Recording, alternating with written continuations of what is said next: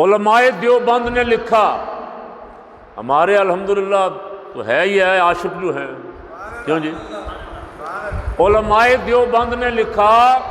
کہ حجرہ پاک جہاں سرکار صلی اللہ علیہ وسلم دفن ہے، قبر انور میں آپ کے جسم اطہر کے ساتھ جو مٹی لگی ہوئی ہے یہ اللہ کے عرش سے بھی افضل ہے، کعبے سے بھی افضل ہے، سدرہ سے بھی افضل ہے، اور عرش خدا سے بھی افضل ہے۔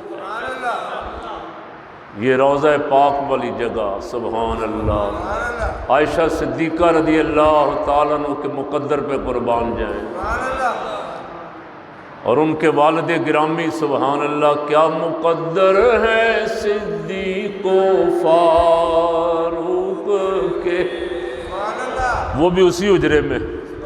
کیا مقدر ہے صدیق و فاروق کے، جن کا گھر رحمتوں کے خزینے، سارے پڑھ لیں ایک دفعہ آپ مزہ آ جائے سب کو، جن کا گھر رحمتوں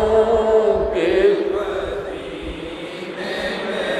میں یہاں ہوں میرا دل مدینے، حب احمد ازل سے ہی سین، اور ایسی خوشبو نہیں ہے کسی پھول میں، ایسی خوشبو نہیں ہے کسی پھول میں، جیسی میرے نبی کے پسینے میں ہے،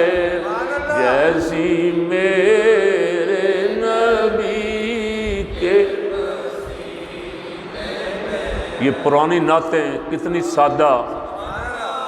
کتنی روح پرور، سبحان اللہ۔ ایسا جینا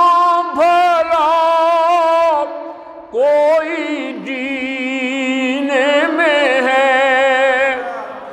ایسا جینا بھلا کوئی جینے میں ہے، کہ میں یہاں